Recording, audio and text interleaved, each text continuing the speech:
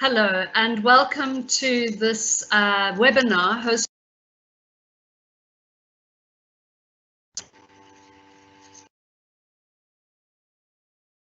that again. Okay. Hello everyone and welcome. Sorry. Just hold on. I'll give you a thumbs up. We'll wait. Just wait a few minutes. It went live.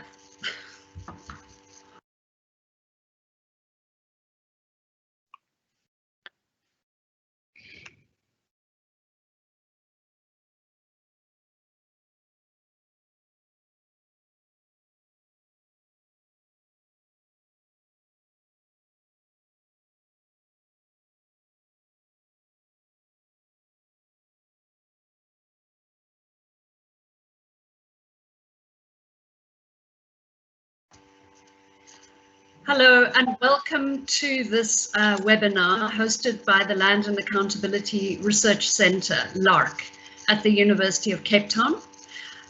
Today's webinar is entitled The Land Claims Process and Redistributive Attitude. It's going to be a 90-minute webinar today.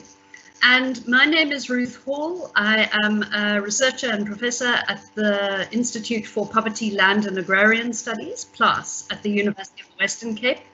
And I will be moderating today's conversation. So with that, welcome. I will be introducing you shortly to our panelists. First of all, just some technical information. You are welcome to raise questions and comments in the chat. Please do post. You're also welcome just to introduce yourself and tell us who you are and where you're joining us from. So we do encourage a lot of interaction as far as is possible. We're coming to you live right now, but this recording will be available and we'll share information about that later. If you are on social media, please do forward this to other people, and you can comment and summarize key points from this event on Twitter on the hashtags landreform, hashtag landclaims, and hashtag restitution. And please do tag LARC at LARC-UCT if you are tweeting.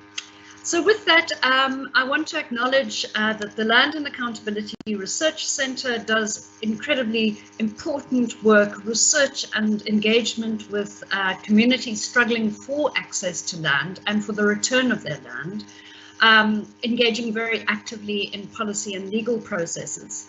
And the context for today's webinar is that LARC has been undertaking a joint project with the Alliance for Rural Development, ARD, and with the Land Access Movement of South Africa, LAMOSA.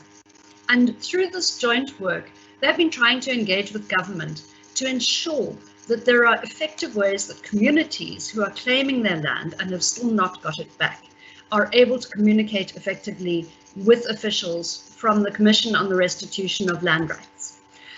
Many of these processes are stuck.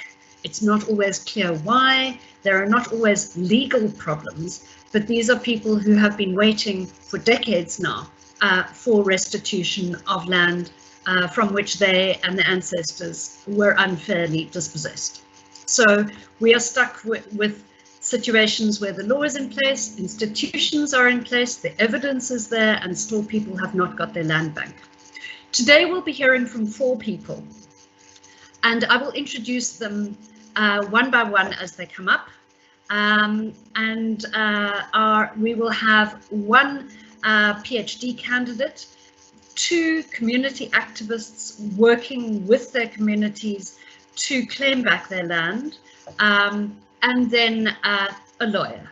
And I hope that you will enjoy this and find it useful, and we will discuss towards the end what all of this means for next steps. First, some very brief context as well. We're going to be talking about land restitution, the process of people claiming back particular parcels of land. But of course, we need to think about this in a broader land reform context. Many people will argue that land claims are being settled too slowly, and the normal arguments are that there isn't enough budget, the institutions are weak, or there's corruption. In recent years, there's been a focus on expropriation without compensation, as in a sense, a catch-all phrase of something that's needed to advance the land reform process. But would this actually, or can it, resolve the issues that face restitution? Recently, there was a land courts bill developed to fix the problems in the land claims court. Can this resolve the issues? We know that there's been a reopening of land claims that allowed more people to lodge claims in the period 2014 to 2019.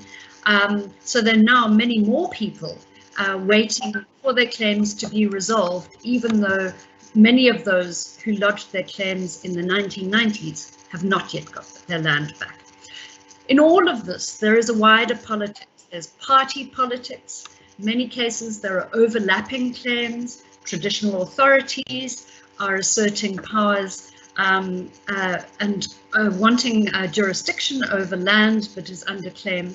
So here we're going to be addressing a broad spectrum of issues, including some of the technical questions. Where are we at with the land claims process? What is happening? But we'll also be attending to the politics. So with that, I would like to introduce our first speaker.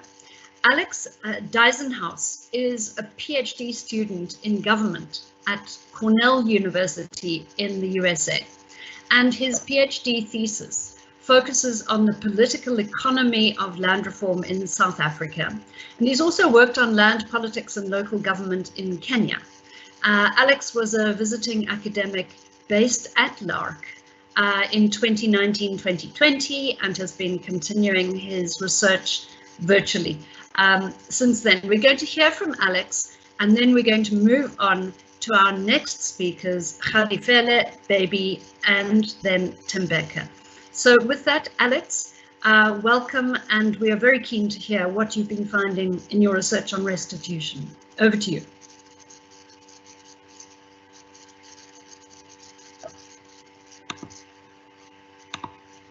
Oh, there we go. I think I'm unmuted now. Okay, thank you very much, Ruth, for that kind introduction. I'm really looking forward to hear what people have to say after me as well. And thank you as well to LARC and especially Nakwanda for kind of getting this seminar off the ground. So I'm just going to share my screen.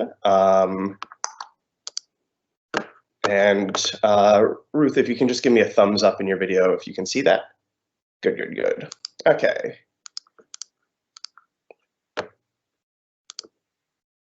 Okay, perfect.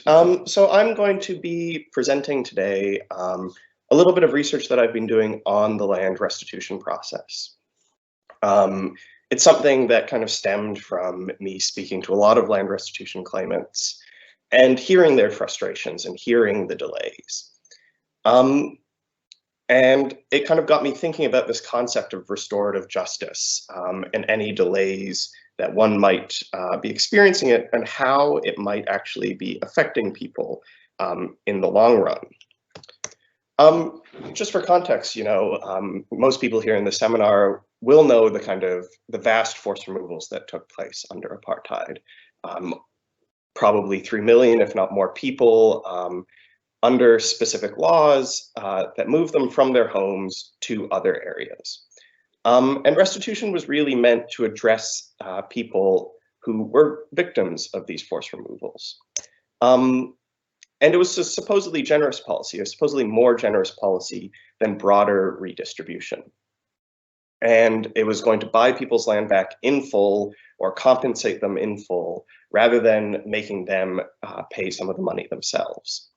But this kind of creates an issue here because it creates tiers of victimhood, right? Some people qualify for more generous benefits, some people for less generous benefits. But in addition to these tiers, I think most of us know that the process has been slow, the process has been expensive for claimant communities. There's been a lot of red tape that people have had to go through, court cases that have lasted upwards of 15 years. People's validity as a community, as a claimant community, has been contested, and a huge burden has been placed on communities, which has resulted in kind of conflict within families and larger groups, as well as issues once people have even got land. So by and large, there's been kind of a lot of problems that claimant communities had to face. And this got me thinking about a concept that people call policy feedback in American politics, which is the idea that policies and engagement with government through various programs kind of teach people how to engage with politics.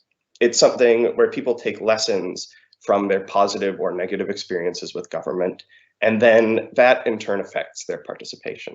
So there's been a lot of work in America, especially with African American communities, on issues like education, healthcare, welfare, and schooling systems that show that if you have pretty bad experiences with the state, you end up becoming politically demobilized and disengaged from politics to some degree.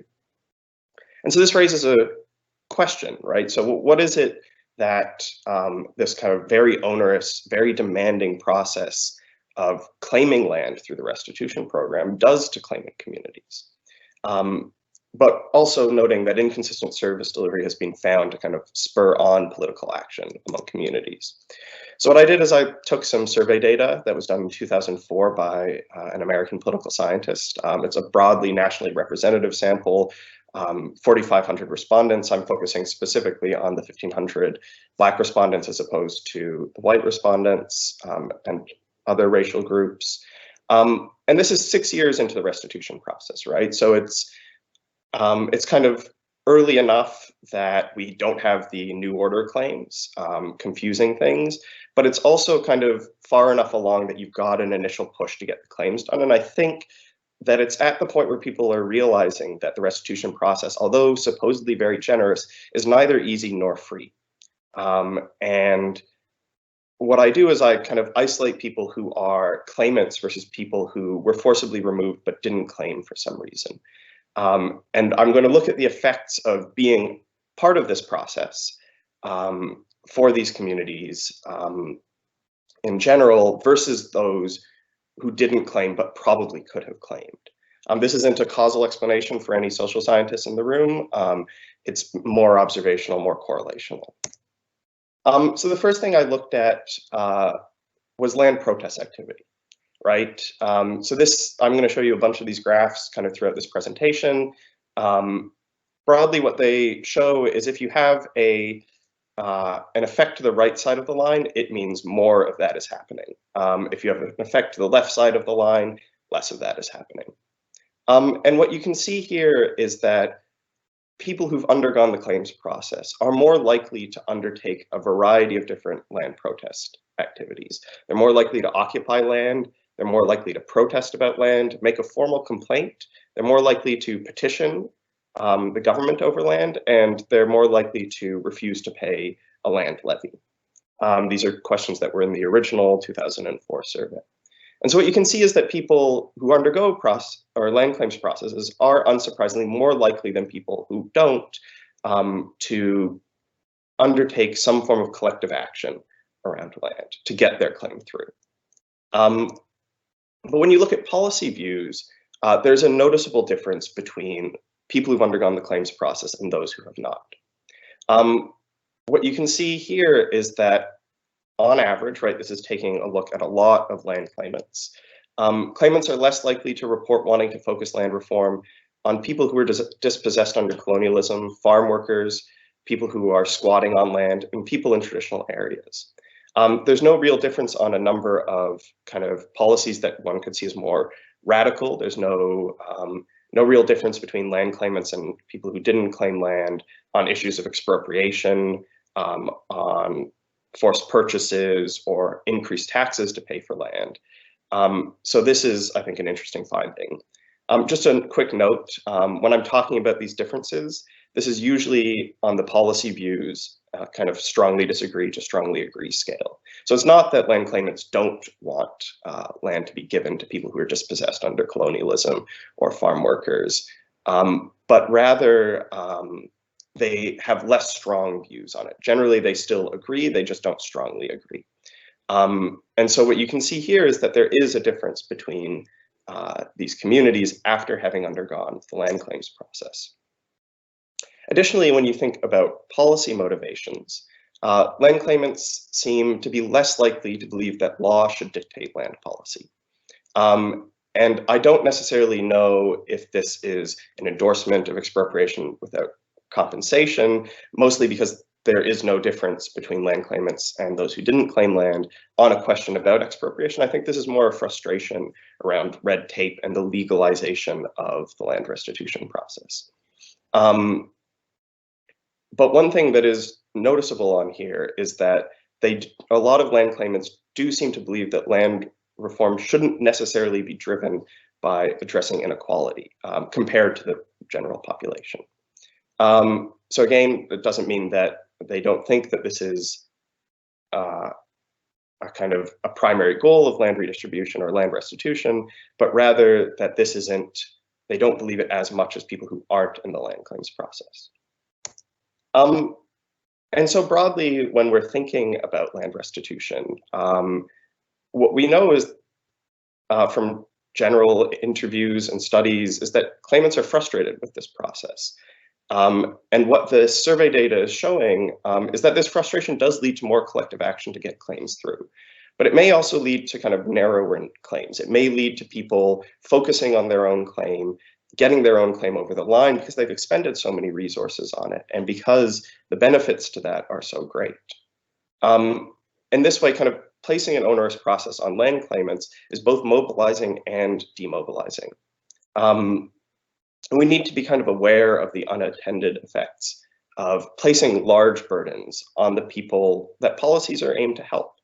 And rather than placing burdens on people, I think we should be centering the experience of claimants and prioritizing them. Thinking through land restitution, right? We've had 17 years of policy and attempts at land restitution since this survey came out.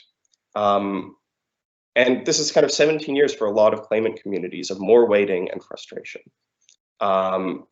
And it's a question, I think, to ask ourselves whether these effects that I'm looking at are linear, right? Do these mobilizing and demobilizing effects kind of grow, or do they change over time? I actually don't know.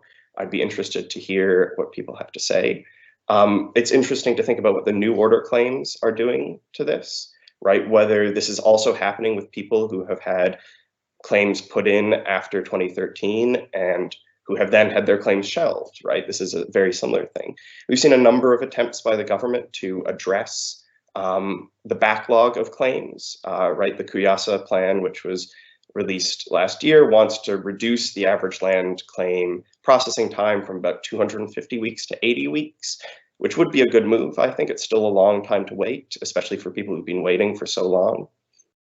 And there's a land court bill put forward by Minister Lamola, which is looking to kind of address some of the issues raised by the Presidential Advisory Panel, putting more concrete mechanisms in place, like permanent judges with courts with more powers. But there are just a number of outstanding issues, right? This is still a heavily legalized process that puts a lot of burdens on communities. And there's still understaffing within the commission that may lead to kind of further delays down the line. But anyway, I'm really looking forward to hearing what people have to say, kind of talking a little bit about restitution and its future in this panel. I'm looking forward to hearing from both Harifele and Baby and Tembeka after me. But thank you very much.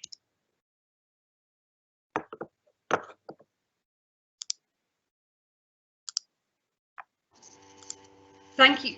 Thank you so much, Alex, for that input. Very striking, isn't it, that that there is this difference, that people who have put in land claims more likely to protest, more likely to organize collectively around access to land. But in terms of their thinking around policy and law, not that different from others. What was striking to me is this emphasis that land must be given to those who can produce.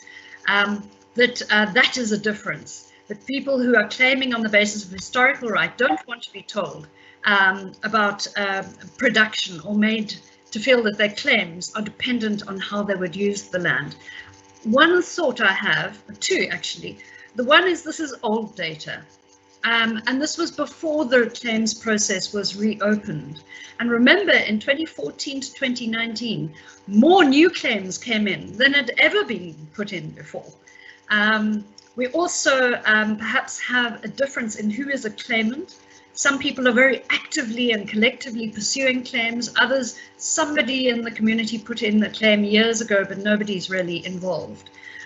So it seems like that's a big distinction. But you make a good point, Alex, around those who are eligible but never claimed.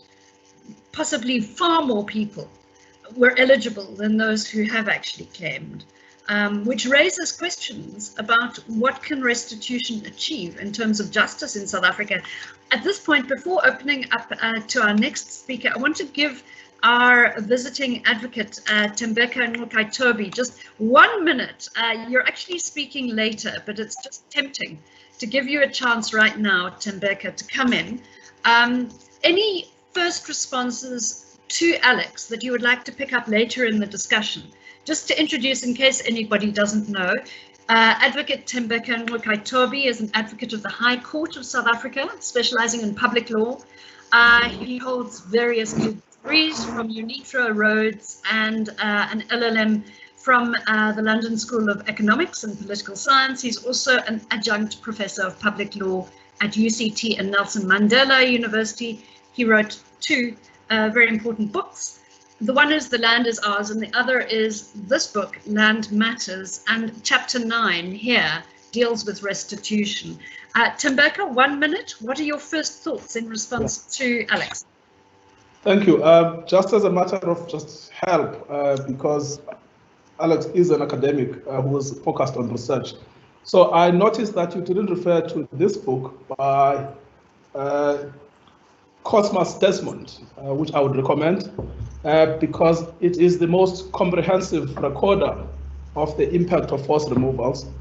And this book by, I think it's Cheryl Walker, if I'm not mistaken, called The Surplus People, which also documents quite meticulously the impact of forced removals between 1969 and 1983. And so those would be just on your first slide. I would recommend that you have a look at those as well. The second thing to say about I also had the same issue about to what extent is your data still relevant today, because I think that there is a new spirit that has been injected into the land process as a whole from 2018, which basically just doesn't care about restitution and doesn't care about claims, and what it cares about is land hunger. And so I wondered whether or not in your own research, the question really today is not just a basic question of land hunger. I think many people are not interested in who has claimed what. A lot of people are saying, we want land now. We are sorry we didn't claim, but we do want the land. And when they say we want the land, they are talking a broader question of economic justice. What they are saying is that the South African constitutional order has benefited white people, and it has marginalized black people, and it has entrenched the marginalization and entrenched the benefit of white people. And so in that sense, the land debate becomes a metaphor for an incomplete economic transformation program.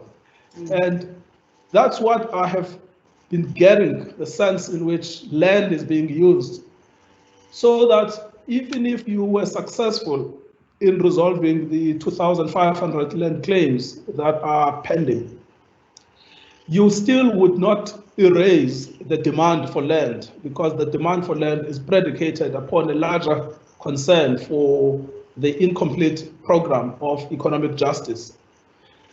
At that point, Thembeka, you have taken 3 times your 1 minute, but thank you very much. I think that it shows that it's worth bringing you in. A new spirit, which is more about land justice, the demand for land justice, than it's only about claims.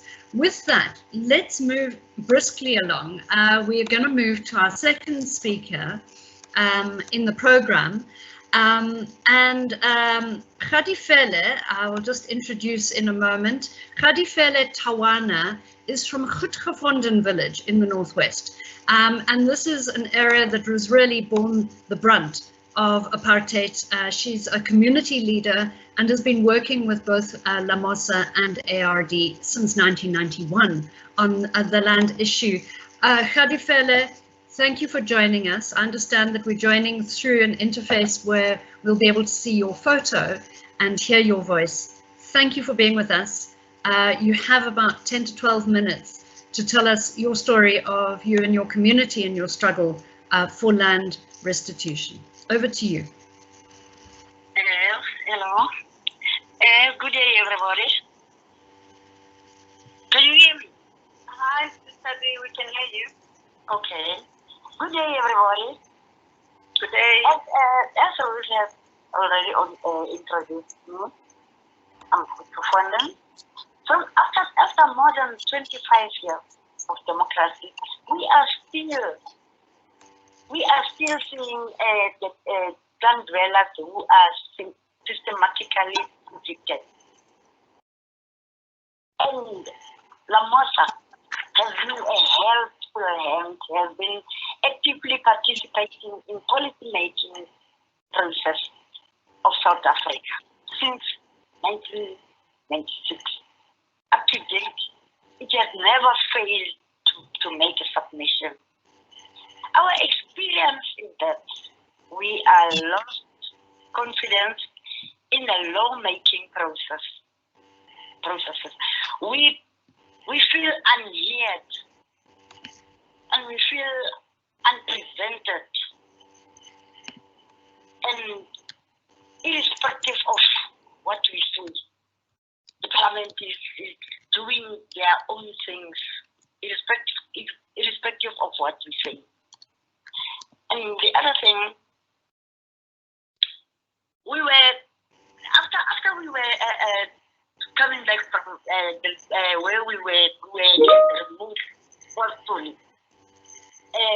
Master Telapedi agreed with his team, the late Mr. Reverend Telapedi agreed with his team that we can accommodate the nearby farm dwellers who were evicted. It was right. There comes the officials of land reform and say that the land we can't claim the land. We claim the land, and they come with different officials with different explanations, and afterward we have no option, and the community takes the money. We were compensated, and the compensated after that compensated, it says nothing about the farming and grazing and the demolishment of the houses that were demolished, and our livelihoods and our livestock that was freely taken. It says nothing about that. They say that we are on state land. We are with no title deed. They tell us about an individual title deed. We really want a communal title deed, not a individual title deed. That they take this thing by the land to learn ukufana and abanye abantu bebesemkhukhwini and abanye bebehlala ezindlini. Bayenze one size fit all claimant compensation 123,000, and we don't know how did they value to come to that 123,171. And then the other thing, the land is significant. It's significant and controversial topic in South Africa, especially in to the dispossessed. We are now demanding. We demand to be given our land as a high-level panel plead plead by the former president, Mr. Kgalema Motlanthe, plead that we must be given the land. Our vote represent our land. We demand a total ownership and control. The government had to stop the talk show and give us the land. We have in Centerville. There was this expropriation in 2008. The hall was full of white people,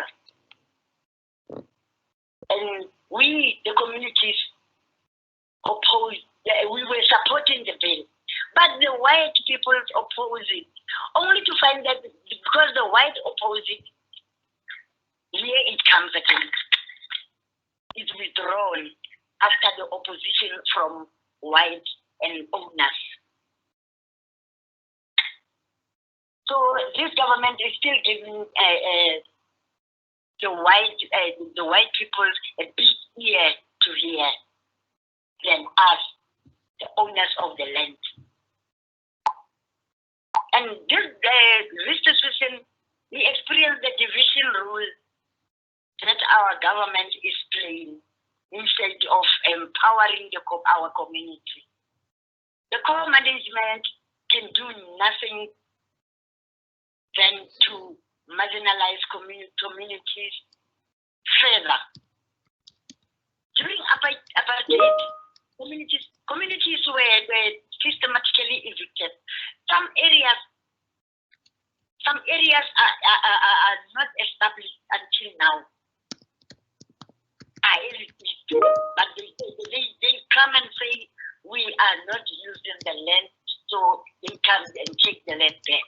And so they claim to say to us we are on the state land and deny us our right.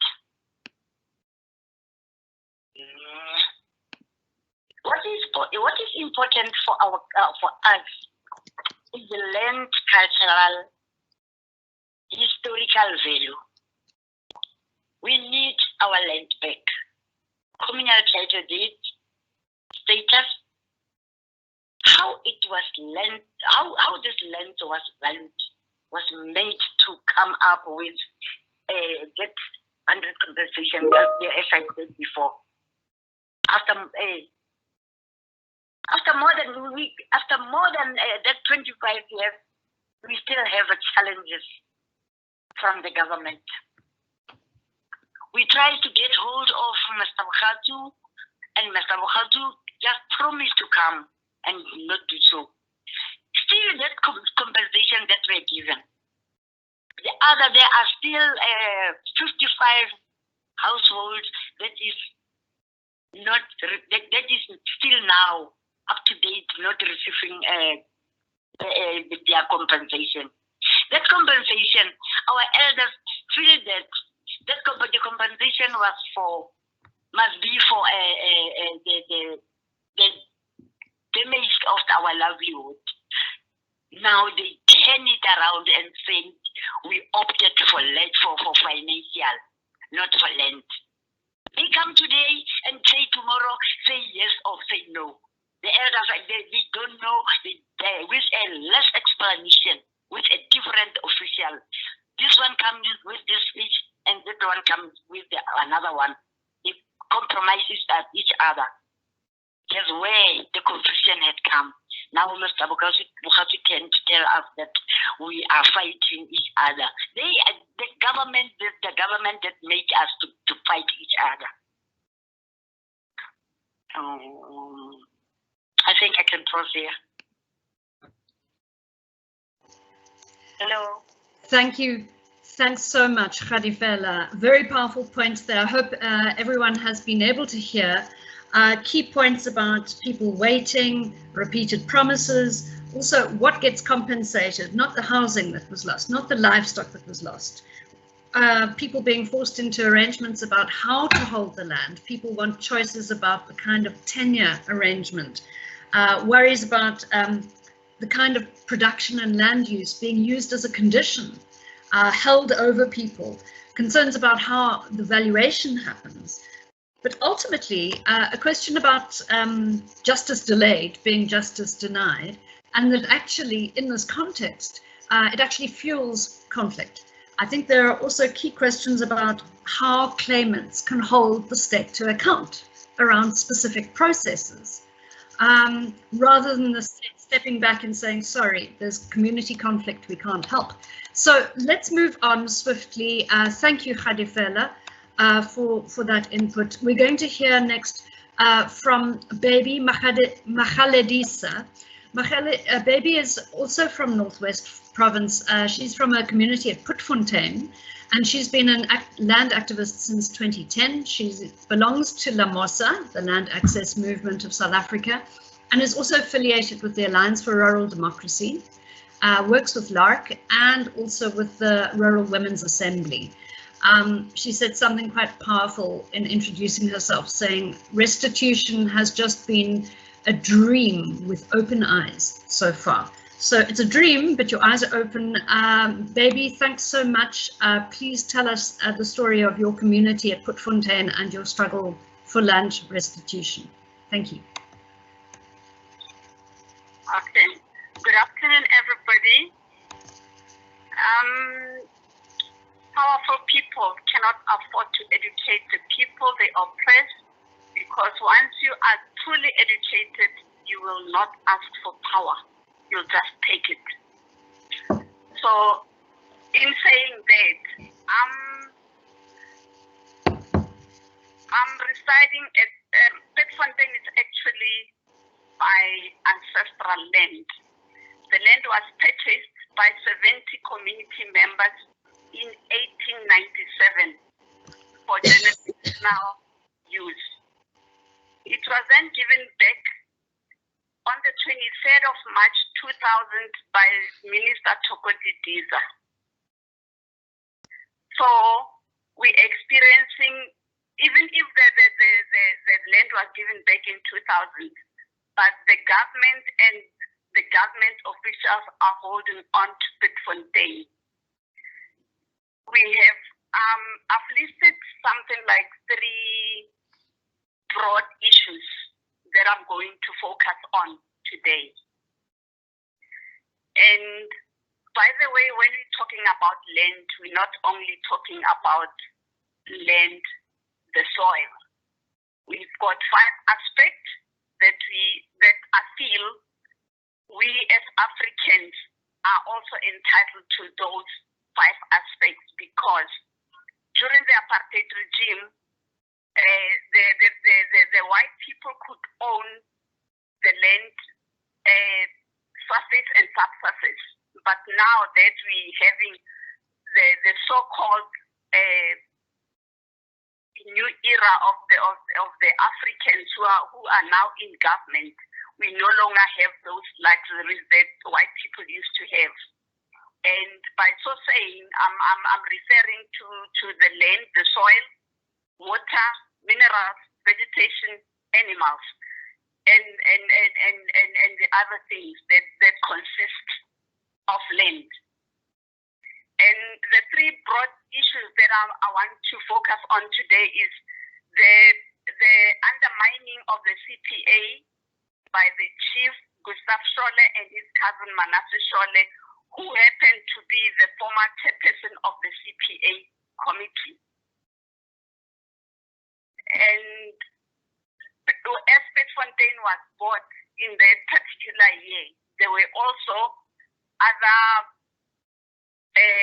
individual plot owners that purchased their plots from as other portions that were left when Putfontein was bought.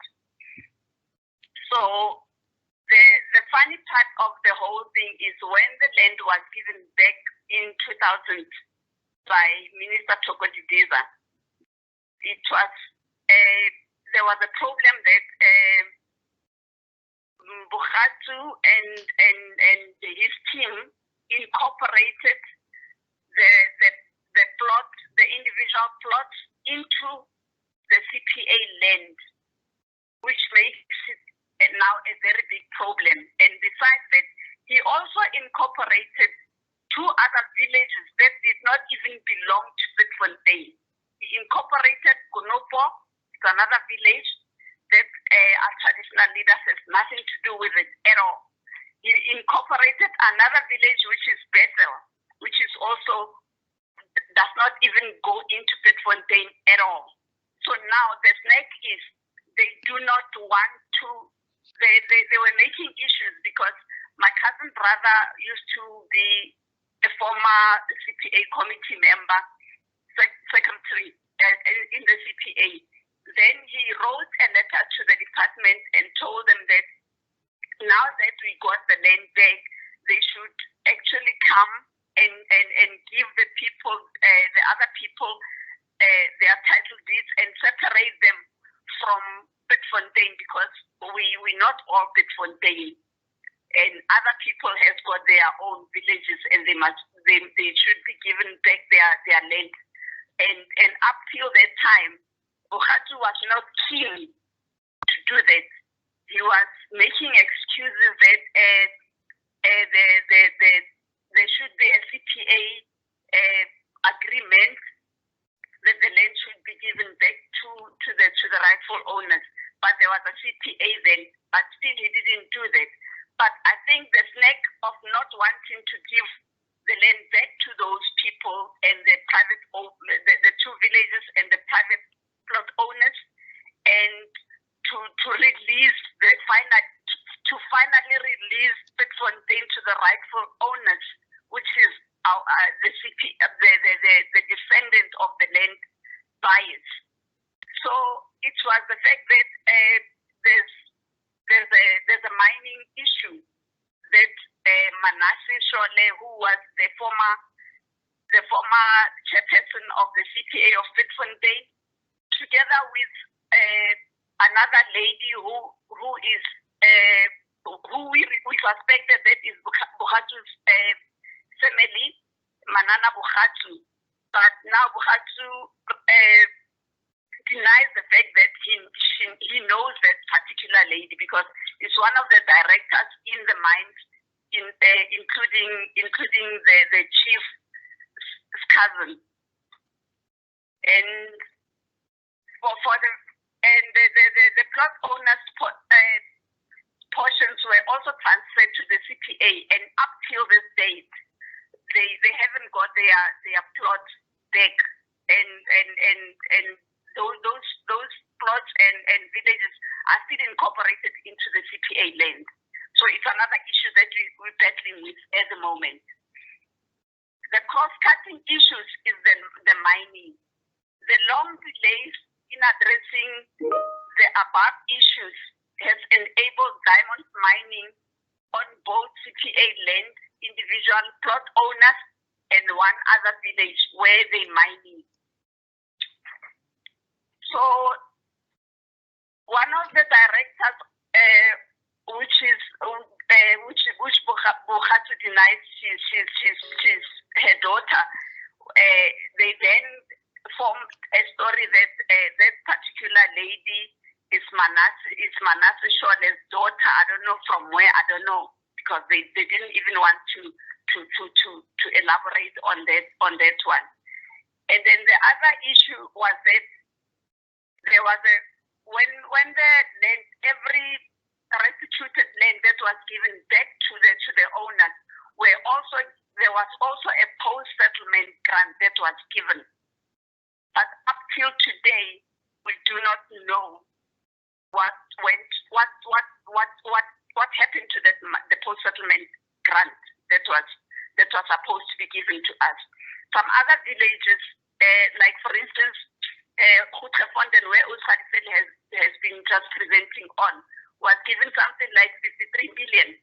And the funny part is Bitfontein, together with the individual plot owners and the other two villages, were given only 5,506,050 rand.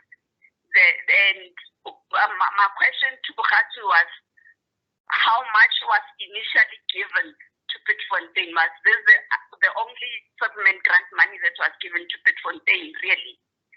And if it was the only money that was given to Bitfontein, how is Petfontein residents and other 2 villages and plot owners going to share this 5 million? Because if one village can be given 53 million and other 3 villages plus the 19 plot owners are given 5 million, there's something wrong there. And I would love, I'm begging you, the panel, to go and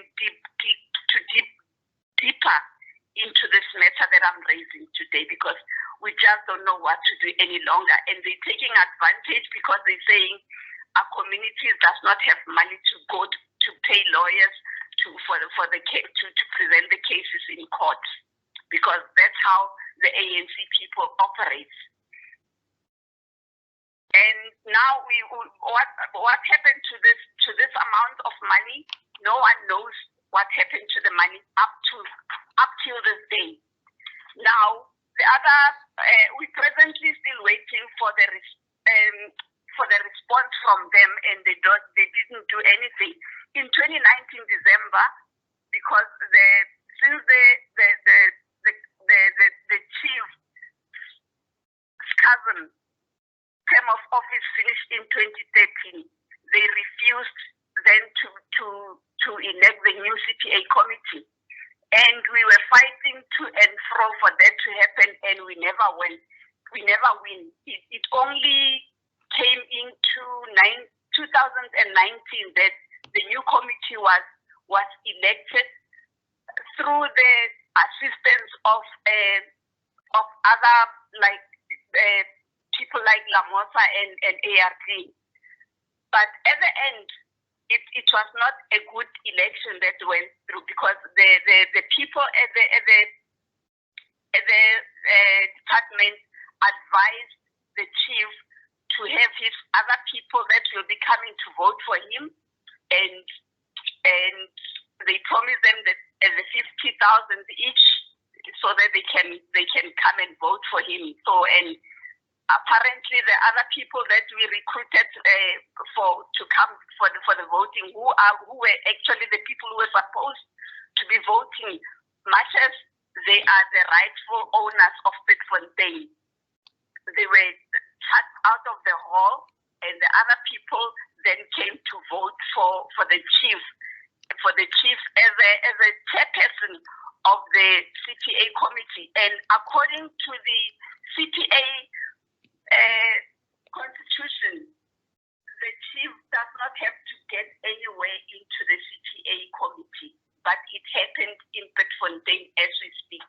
And since those elections of 2019, nothing has happened. It's still the same. People are mining Petfontein, and more people are coming into Petfontein, are being given stands, and we don't know who they're paying this monies to for those stands. And the rightful owners. House baby. Hello. Recupa wrap up. Should I stop now? No, you're wrapping your last words. Or wrap up. Yes. My plea is for everybody in this panel to assist us with this case of Petfontein. We would like advocate Tembeka to assist us as well with that, because it seems like we don't exist at all. Thank you. Thank you so much, baby.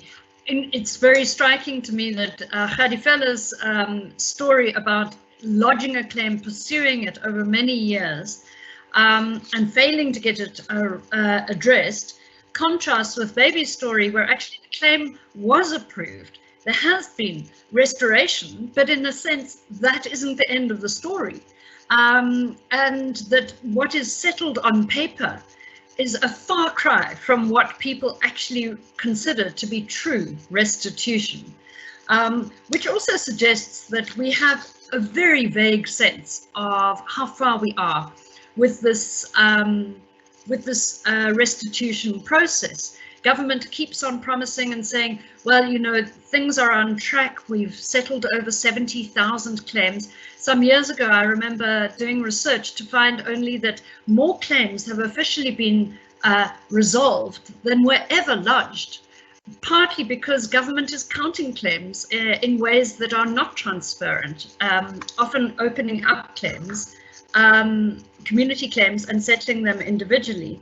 But it also means that even after a claim is officially settled, it doesn't necessarily mean that land has been transferred, or that people have been able to occupy that land, or that they've had the support to use that land. So it's not the end of the responsibility of the state, or indeed of the commission, that point of settling a claim. In fact, there's a longer term process. What's striking also from Baby's input is that it's also in the wider context of failures to secure land, to support livelihoods, to achieve equitable development, that actually a lot of people, even from outside of the claim, pin their hopes on deriving some livelihood from the claim. I'm glad you raised the mining issue, Baby, because it's quite clear that the politics around land claims is often most acute in relation to places where there are valuable minerals and royalties to be acquired. Let's pause now quickly. I'm going to suggest that we give an opportunity to first Alex and then Thembeka to respond to some of the questions in the chat. And I also would like to ask Thembeka to suggest your analysis of how we understand these constraints. So if we go back to looking at some of the questions in the comment function, we have quite a few questions from Rudy, which is primarily for clarity about the actual process. Perhaps Thembeka, you could address those. We just go back to, sorry, I'll just look them up. Rudy was asking, is there an agreed process timeline to be researched and reported on? I recall that the Land Claims Commission, or the Commission on the Restitution of Land Rights, was meant to be a short, time-bound process. So what was the agreed process? Is there then a report that's publicized for community review when a claim is processed? Is there some kind of review panel? And is this kind of information freely available? You know, do we have sufficient transparency and access to this information? And if that is the case, why do we have overlapping claims? Or indeed, if that's not the case, what does it mean? Thembeka, one other question, Mary de Haas is giving a case here that I'd like to ask you to have a look at about an elderly person who is part of a community claim that was settled as a CPA. I think that so many thousands of people in South Africa are in this kind of situation. CPAs have settled claims. Not everybody part of the claim has been aware of this. There's been corruption in this case, and the person involved can't afford to get an advocate, someone like you. How do people deal with this? And if you approach the Land Claims Court, you're then referred back to the Commission, when in fact the Commission has been part of the problem. So if people can't access justice through the Commission and the court refers them back, what is one to do? And perhaps not just advice for that person. How do we think about trying to resolve this? And perhaps does the Land Court Bill offer us the answer? Alex, we have a question that perhaps you can respond to. And it actually relates to your graphs. I think that the person who was raising this question was saying, is the baseline for your graphs the general population? So you're basically comparing those who claimed versus the general population, and making an argument that those who are claimants are more mobilized, more likely to protest around land issues. Bear in mind, and maybe you'd like to respond, Alex, to Thembeka's observation that maybe if that survey were redone now, we'd find that in fact there's a broader politics of land demand and demand for land justice. in which large numbers of people who haven't claimed land are also demanding just the same things. So let's hand over to you, Alex, first, and then on to Tembeka. If you could keep to about 2 minutes. So yeah, these are really great comments. So I can answer both questions from both Tembeka and the question about the graphs. In the graphs that I presented, the baseline is people who probably could have made a claim but didn't make a claim. The results hold when you compare it to the general population as well. So I didn't include those graphs in the presentation just because I wanted to focus specifically on the restitution claiming process and its effects, but they do hold. In terms of whether there's a broader demand for land and a broader land hunger, what you do see is that when you just look at the average South African in the survey, and again, this is specifically just the subsection that was Black South Africans, you do see that there is land hunger even in 2004, that other predictors that one might expect of these sorts of things are definitely bringing that out. And in the paper that I have that is nowhere near shareable, there's definitely a sense that that there are people who want expropriation, that there are people who want higher taxes to pay for land redistribution. And so there are these questions that are definitely coming out in the surveys, and I'd be happy to talk more about that. But I think that definitely things will have changed in the last 17 years. As I said, I don't know necessarily if this is just a linear process.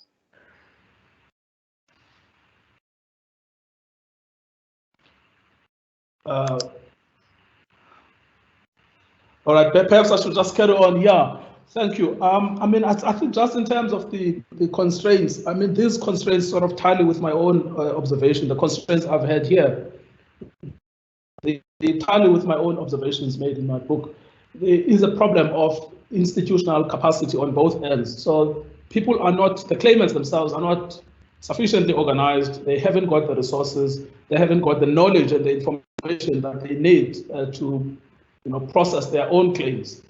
And internally, the powerful people, like the barons that control the CPAs, sometimes working in tandem with chiefs, and sometimes working in tandem with government, are able to exploit this asymmetry of power. So that's on the claimant side, the lack of organization, the disempowerment, the lack of financial resources, and the lack of knowledge, which then enables the exploitation by the people who control the CPAs and the chiefs.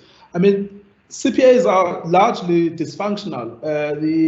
The last annual report on the CPAs that I checked, I think it was a 2017 report by the Department of Land Affairs, recommended that CPAs must be discontinued entirely because they had failed as a mechanism for holding land, and that there was a lack of accountability among the CPAs themselves, and there was financial mismanagement. So there was, in fact, I think in 2017, a specific recommendation for the complete closure of the CPA program.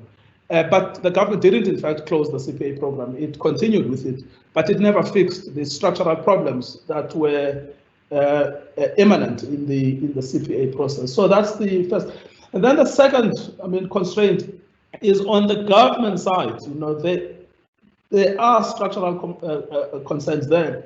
If you compare just a basic comparison of the old Restitution Commission, which produced really fantastic research reports on dispossession.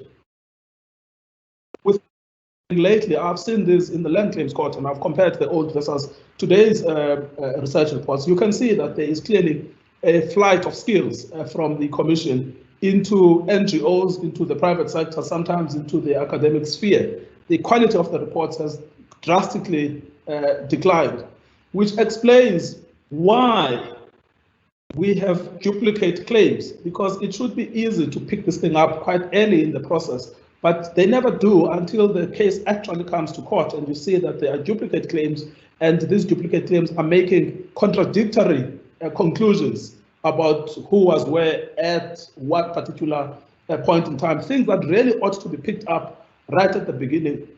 The systems in the government are not working. Let's face this, it's actually time to face this. The government systems are not working. They are not getting better, they are getting worse. The government doesn't have a basic data of who has claimed and what they have got. They just do not have that data. There is also a disconnect between what the national government knows and what the provincial departments know. And the most perfect illustration of this is the farm list program. There is no database that tells you who has received a farm and who has not received a farm. And the consequence is that the same claims are being processed twice, 3 times, 4 times. So those technical systems in the government are not working, and they have not been working actually for a period of more than 10 years. And the situation there is not actually improving and getting better. The same thing as the restitution process itself. Nobody knows who has been restituted. Nobody knows how many actual outstanding claims. Nobody knows where those claims are. The most reliable data you get is from the claimants themselves. But at a central level, and I've sat with the former DG, and I've sat with the current legal advisor to the minister, there is no database that the government can produce tomorrow that tells you that these are the claimants and this is the status of each claim. And this problem of a claim being settled on an official database, but not being settled from where the claimant's position are concerned is rife. It is across the board. So ultimately, the government is not going to sort this thing out. Let's face that. It's not going to happen from the government itself. The systems are so corrupted, so dysfunctional, and so bad that it has to take an external party. It has to be an external institution that actually moves into the restitution space and drive the process forward. The question is, how do we get there?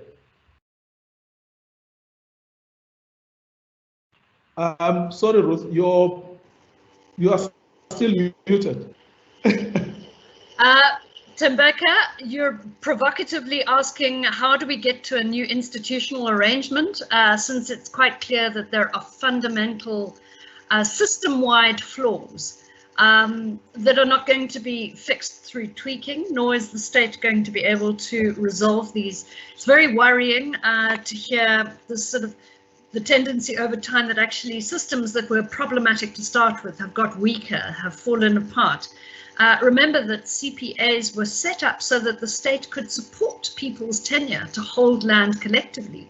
You know, Baby's example shows that setting up a CPA has actually, in the absence of adequate support, actually just defers the conflicts and places them with the community. So let's return to some of the questions in the chat.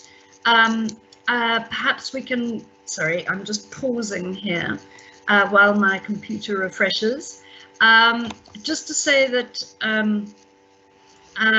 there are some questions about valuation and the problem with sort of cut and paste kind of valuation.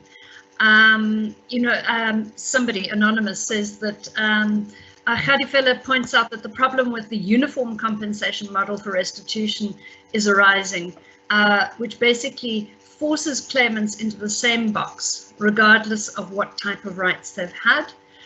This clearly is an issue that spurs on a lot of conflict. I wonder if anyone would like to comment on that, perhaps. You know, Baby, if we were to pick up on this compensation, sorry, Havefor, if we could pick up on this compensation issue, does the community have clear position about how compensation should be or how valuation should happen? Then secondly, Baby is reminding us of the challenges when traditional leaders are given power. There are always going to be conflicts over land. So in a sense, then when we factor in mining issues, this brings chaos. So those are 2 points that perhaps you would like to pick up. And 2 final points, a question to Baby. from Sian Molepo. Baby, the tug of war between the chief and the CPA for control over the restituted land. Again, this seems to be a widespread phenomenon. How does the community now view communal ownership of land? When the worry is about traditional authorities undermining the CPAs, does this lead people to want to opt for another tenure arrangement? And perhaps to either Alex or to Thembeka, we have also the comment about the high-level panel. Do we have the answers to this? From the collective recommendations, we've had two panels. 2016 to 2017, we had the high-level panel appointed by Parliament, chaired by former President Kgalema Motlanthe, very far-reaching processes of consultation and engagement and recommendations. Also, the presidential panel. Anyone who wants to, you can go to LARC's website, Custom Contested. We'll post the link here for anyone who doesn't know it, but there's a very accessible summary of some of those recommendations from the high-level panel. You know, do we have the answers, Thembeka? You're saying that this takes an institutional shift. Alex, an institutional shift around resolving restitution claims, you're suggesting, is not going to address land grievances in this country.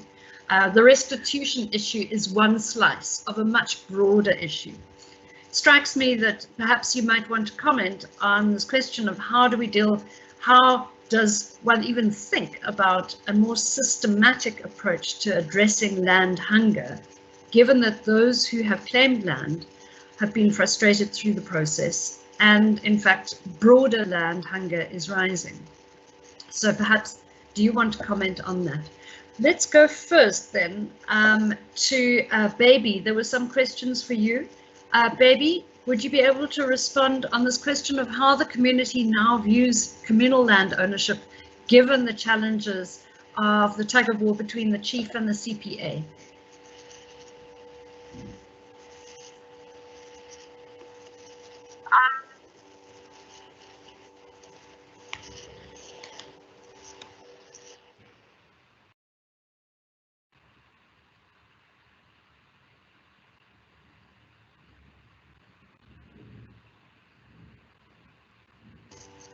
Baby, can you hear us, and would you be able to comment on how people within your community, in view of this tug of war, want to address the issue of tenure?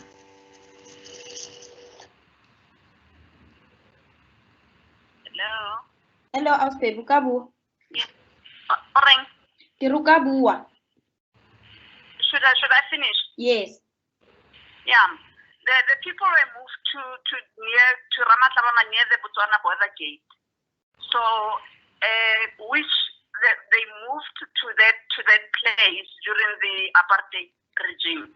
And that land in Ramatlabama belongs to Barolong in Mafikeng. It does not even belong to the people of Pietfontein. And when the people of Pietfontein got the land back in 2000, they wanted to go back to their land, and the chief denied them to go back to the land. Only those who were looked at by the other people that they don't listen to the chief, and we want to take his chieftaincy from him, then went back to Pietfontein. But there were a little few that went there because most of the people had already built houses in that place because it took so many years for them to go back to Pietfontein. Now the other question is how when Buhatsu was told that, okay, fine, you said that this is the money that's been given for the settlement grant, and there's some other people were paid reparation money. Buhatsu then answered as like the people of Pietfontein has been given another land. You can imagine you giving people another land on other people's land. So where is justice? How fair is that? And aren't those people going to also look for their land? And how is it going to be like if people have to move other people from their land because initially they took their land without their consent? Now the people in Petfontein, the people in Petfontein are suffering because number one, we don't have facilities to develop our land in the first place. And secondly, the money, hence I was saying you should dig deeper into the settlement grant money, advocate. The reason I'm saying that is because when Petfontein got the land back, Buhatu himself was a mayor in Victimhood town, which is nearer to Petfontein. So Buhatu then the other portion of the money that which no one wants to say or wants to tell the people how much was the settlement grant the money. He then said to the people there was this other company that was introduced to my uncles because remember I came later into this struggle, the land struggle, after my uncle passed on. Most people who fought for Petfontein passed on, and they did that deliberately. There was a company with the name of Urban Dynamics, which I believe the other portion of the money was given to that company to develop Petfontein, like to have roads, water, and lights at Petfontein, which never happened. And when we then asked, we went to his office and asked him those questions as to what happened to the development of Petfontein, of about the settlement grant. He then said that company got liquidated, and to your surprise, that company still exists. Their offices are in Parktown in Joburg. So I googled and I found out that, and I had to tell the elders in the village that no, that company still exists. So we don't know what happened, how much was allocated to Petfontein as a post-settlement grant, and we don't know what happened to the other money because now we had to go to the I can't remember this words are just running out of my head because sometimes when you get emotional, the public protector's office in Mafikeng. It's only that we could find out that there's only 5,506,50 rand that's left. The rest of the money, no one knows where the money went. So it's very difficult for Petfontein people to live because everybody knows that in South Africa there's a problem with joblessness, with poverty, we are facing a very difficult time until now. Thanks, baby. Very powerful points. So here we have a problem. In my view, perhaps there is a public discourse which says that our political settlement and our political transition in the 1990s is to blame, that we need a constitutional amendment, we need expropriation without compensation. That debate is fundamentally about the power relations between the state and an owner of land, not these other factors. Let's go straight on to hearing from Gadifela. Gadifela, there was a question for you, particularly around the issue, observing that the valuation is so problematic. And that it puts people into different boxes in terms of what their rights are. What do you feel is the most important way forward to deal with this kind of situation? What can we learn from this?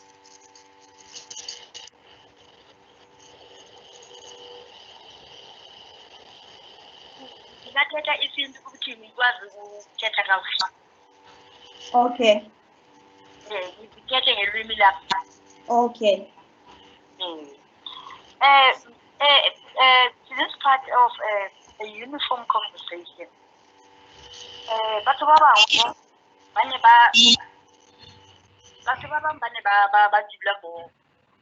mo a permanent structure.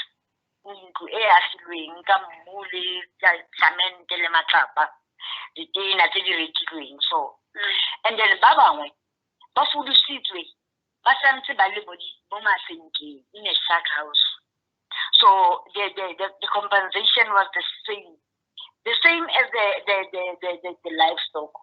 Other peoples were having no livestock, no cow, no sheep, no anything, but the compensation was the same. That's where I feel that the compensation was not right for the people because they were not the same size, and the houses also they were not the same. Other houses were six rooms house, others just one room, the other one 2 room, other one 3 rooms, but they have the same amount of compensation. That's where the people are not satisfied, and the field and the grazing rights. Yeah. We must explain on that. Mr. Bukhati agreed that there was a mistake from the office, agreed that he will come back again and reevaluate the land and give report in writing until up to date. Mr. Bukhati didn't come. We're still suffering to get Mr. Bukhati on hold. Thank you, Khadifela, for that.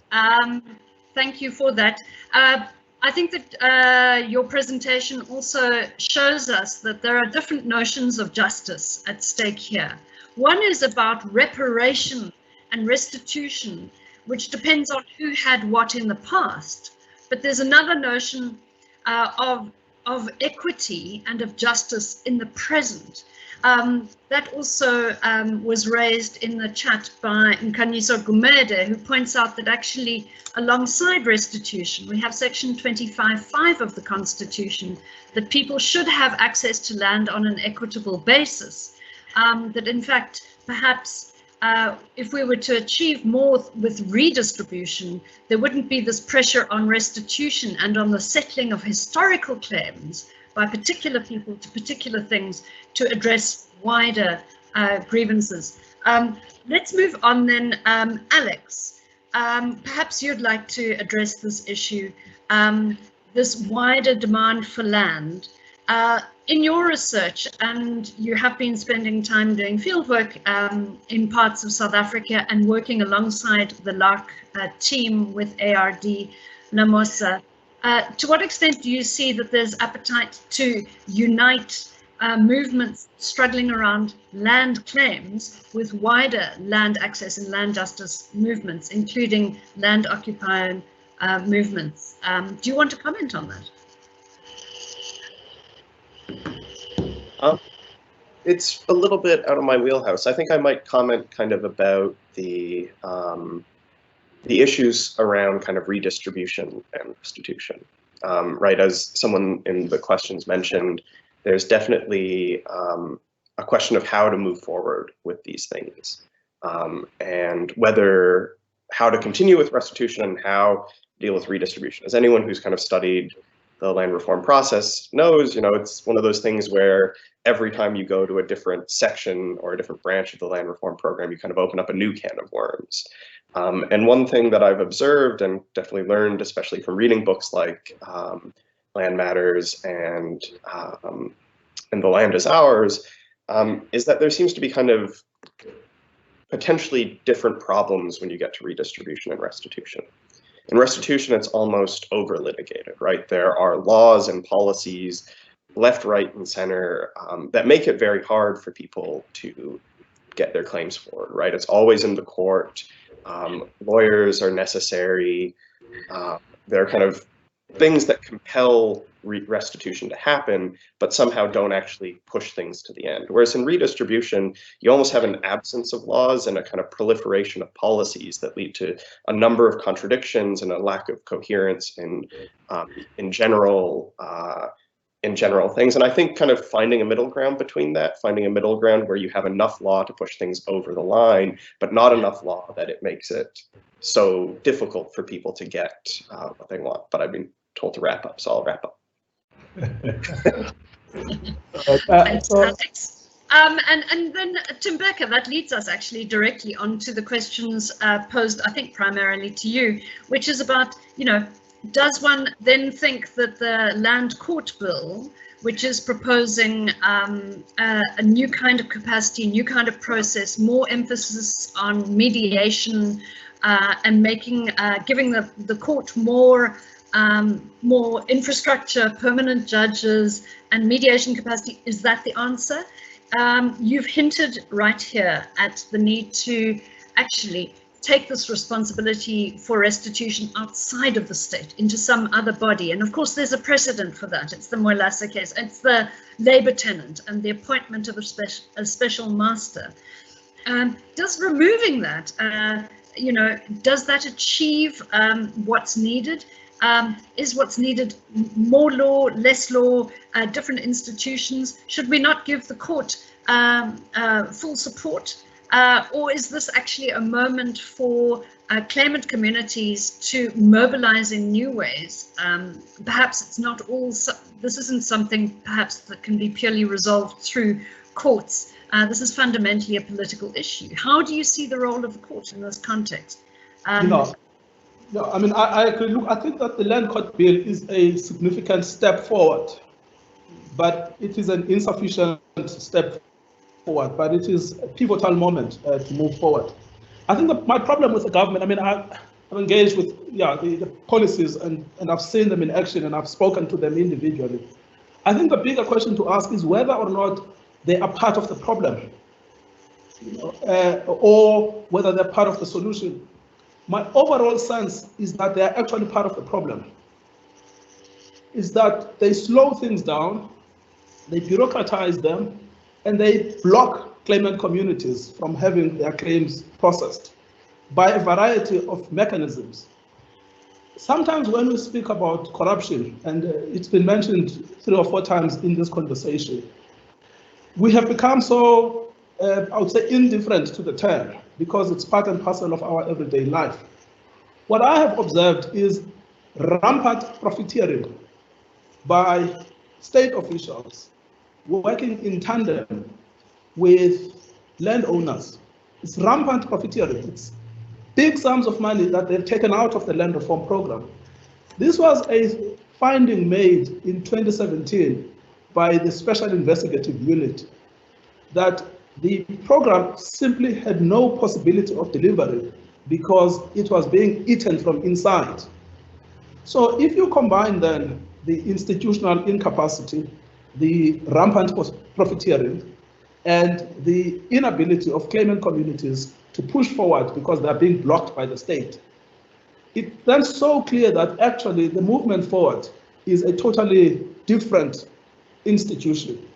Not to resolve the land reform program, but to resolve the restitution cases that are pending. They are not going to be resolved by the state. So things, as I said earlier, are not getting better.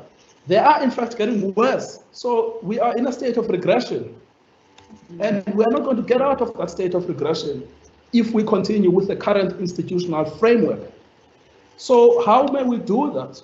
One way of doing it is the same way as they did in Moelase, which is a massive class action to resolve 2 things. One is to resolve claims that have been lodged but are not being processed.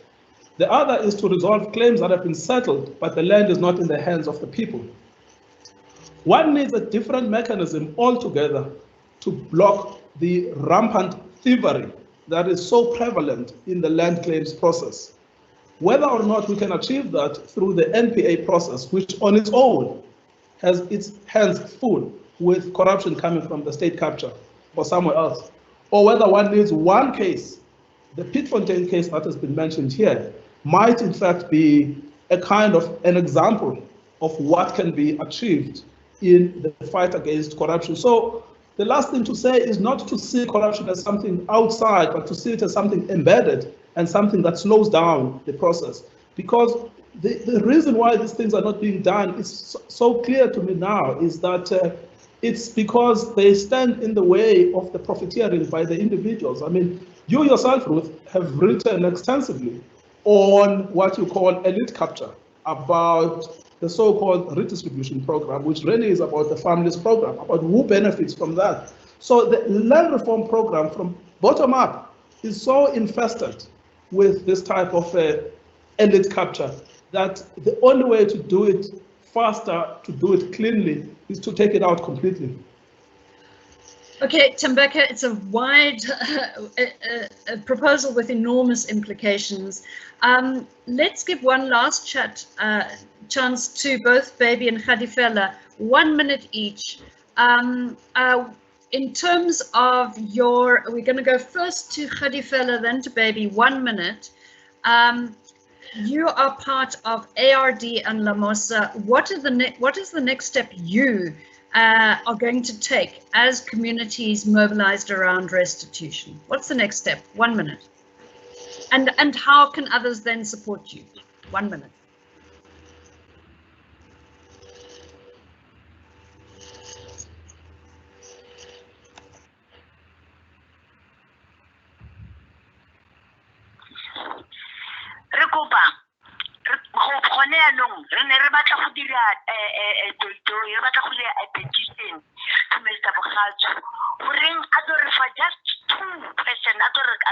Two questions of the status the valuation of our land and grazing land.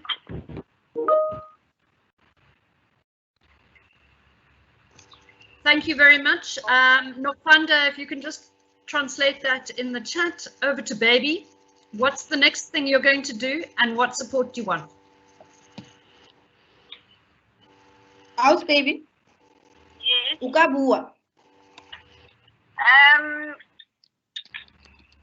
What we actually demand an immediate stoppage of the illegal mining activities at Bixfontein, lawful consent of the community, and there's no beneficiation plan for the community. We want to know who's benefiting from that mine, and we demand also a list of signatures that authorize such mining to take place without our consent in our land. We also demand that the Department of Rural and Land Reform should actually stop using people, like, for instance, traditional leaders. And by saying that, I would also quote that originally the 1927 Native Administration Act and the Bantu Laws Administration Act of I think it's 1957 should also be revisited. We cannot allow this to happen in the dispensation that we're living on. I think the advocate knows that what I mean by the 1927 and the 1967. Thank you, Baby. Thanks so much. Okay, so we have some dramatic proposals here. Alex, I want to ask you to give your last thought about what are the implications of our conversation here? I mean, it's clear that we need an entirely new direction. You are a researcher, nonetheless. Is there a role for research to support a new direction for land reform? And then I'm going to come to Thembeka. What is the role of the allies of people who are claiming land, demanding land, whether or not they have a formal claim? And what is the next step? So, Alex, is there a role for academic researchers to support an urgent and significant intervention to deal with this crisis of restitution? What should we be researching?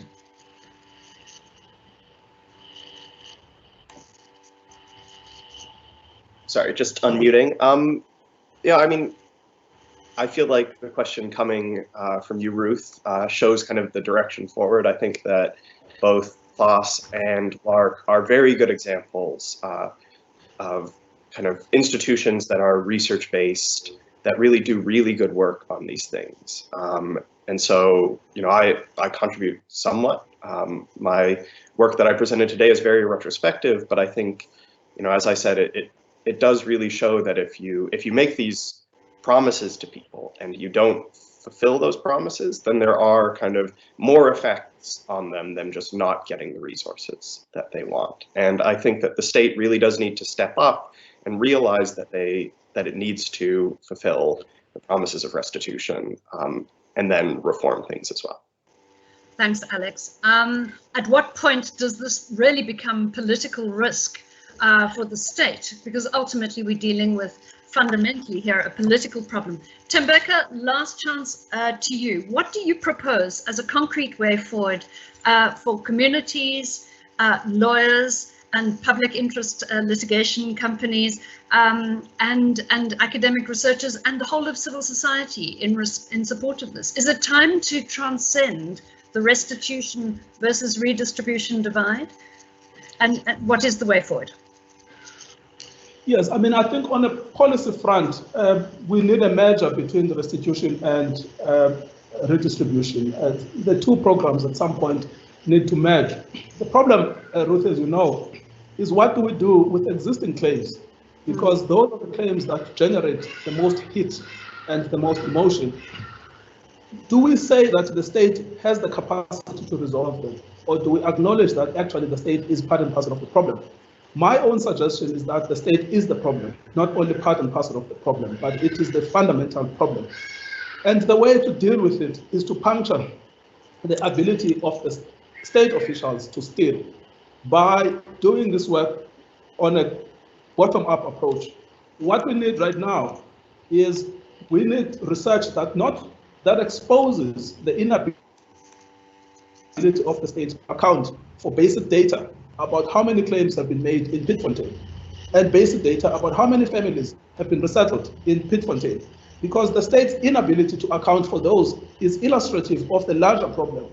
That type of research will take us to what I think we need: big litigation in the next couple of months, big litigation on restitution claims, on exposing the inability to resolve them, and ultimately, I think, taking out the institutional capacity of the state. I think part of the problem has been we've depended too much, not on what the state does, on what it says. It's actually time to put them on the sword so that they can explain and they can account not to us, but to the judges. With that, Thembeka, we're going to have to draw this to a close. I would like to thank all of our speakers here today.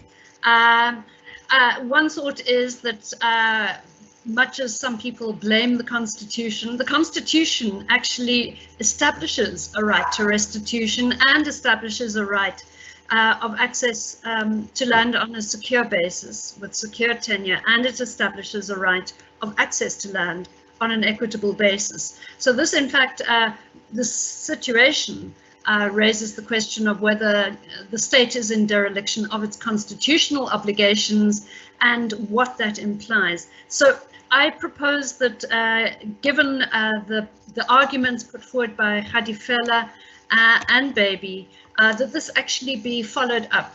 Today's conversation should be followed up with a further discussion around specific next steps. I think that we could ask LARC to facilitate a further discussion about what is to be done to respond beyond these case-by-case bases, and the possibility, for instance, of class action work, and what kind of alliance would be needed across different kinds of organizations to build such a thing. I want to thank Hadifela Tawana, Baby Machaledisa, Alex Deisenhaus, and Thembeka Nxukaitobi for your important contributions today. I'd like to also thank and acknowledge Nokwanda Sihlali from LARC and the wider team at LARC and UCT. You can see in the chat some links. You can go and look at Custom Contested, the website of LARC, where you can find more information about this ongoing work done by LARC together with these social movements, particularly La Mosa and the Alliance for Rural Democracy. And I think that if you keep an eye on that website, you'll see updates for the next step in this process.